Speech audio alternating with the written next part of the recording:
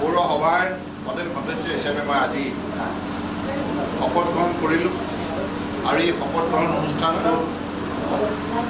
ইয়াত সফল ৰূপত আজি অনুষ্ঠিত কৰাৰ বাবে মই মাৰ্ঘেৰিটাৰ আমাৰ জনপ্ৰিয় বিধায়ক ভাস্কৰ শৰ্মা ডাঙৰীয়াক ধন্যবাদ জনাইছোঁ আৰু পৌৰসভাৰ মাননীয় সভাপতি আনন্দ কুমাৰ শৰ্মাৰ লগতে সকলো নিৰ্বাচিত প্ৰতিনিধিক মই ধন্যবাদ জনাইছোঁ আৰু আমি সকলোৱে সংকল্প লৈছোঁ মাননীয় প্ৰধানমন্ত্ৰী নৰেন্দ্ৰ মোদী ডাঙৰীয়াই সমগ্ৰ ভাৰতবৰ্ষতে স্বচ্ছ ভাৰত অভিযান সফল কৰাৰ বাবে যিখিনি তেখেতে আহ্বান জনাইছে আৰু স্বভাৱ যিটো স্বচ্ছতা আৰু সংস্কাৰ স্বচ্ছতা অৰ্থাৎ আমাৰ গোটেই বাতাবৰণটো পৰিষ্কাৰ কৰি ৰাখিবৰ বাবে তেখেতে যিখিনি জনসাধাৰণক বিশেষভাৱে আহ্বান জনাইছে আৰু এই আহ্বানৰ প্ৰতি আমি সঁহাৰি জনাবৰ বাবে মাৰ্ঘেৰিটা পৌৰসভাই আমি সংকল্প লৈছোঁ চহৰৰ সকলো বাসিন্দাৰ সহযোগত মাৰ্ঘেৰিটা চহৰখন এখন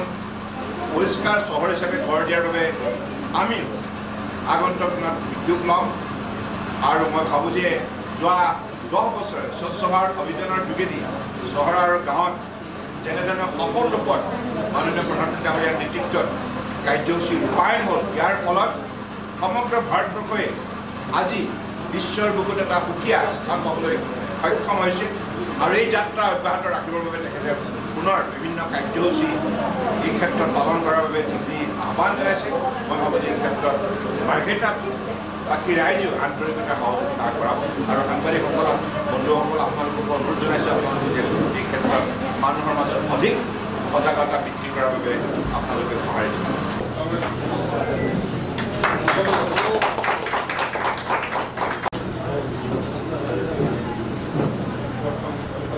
পৌৰসভাৰ প্ৰধান সদস্য হিচাপে মই আজি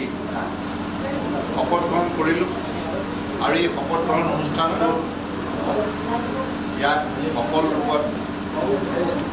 আজি অনুষ্ঠিত কৰাৰ বাবে মই মাৰ্ঘেৰিটাৰ আমাৰ জনপ্ৰিয় বিধায়ক ভাস্কৰ শৰ্মা ডাঙৰীয়াক ধন্যবাদ জনাইছোঁ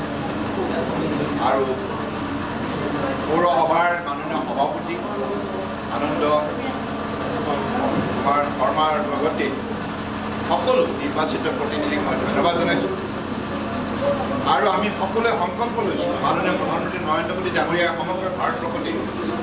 স্বচ্ছ ভাৰত অভিযান সফল কৰাৰ বাবে যিখিনি তেখেতে আহ্বান জনাইছে আৰু স্বভাৱ যিটো স্বচ্ছতা আৰু সংস্কাৰ স্বচ্ছতা অৰ্থাৎ আমাৰ গোটেই বাতাবৰণটো পৰিষ্কাৰ কৰি ৰাখিবৰ বাবে তেখেতে যিখিনি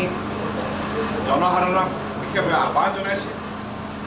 আৰু এই আহ্বানৰ প্ৰতি আমি সঁহাৰি জনাবৰ বাবে মাৰ্ঘেৰিটা পৌৰসভাই আমি সংকল্প লৈছোঁ চহৰৰ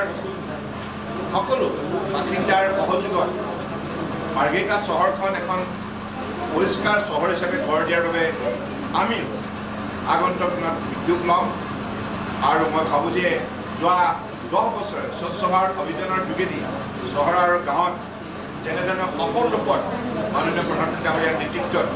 কাৰ্যসূচী ৰূপায়ণ হ'ল ইয়াৰ ফলত সমগ্ৰ ভাৰতবৰ্ষই আজি বিশ্বৰ বুকুত এটা সুকীয়া স্থান পাবলৈ সক্ষম হৈছে আৰু এই যাত্ৰা অব্যাহত ৰাখিবৰ বাবে তেখেতে পুনৰ বিভিন্ন কাৰ্যসূচী এই ক্ষেত্ৰত পালন কৰাৰ বাবে যিখিনি আহ্বান জনাইছে মই ভাবোঁ যে এই ক্ষেত্ৰত মাৰ্ঘেৰিটাত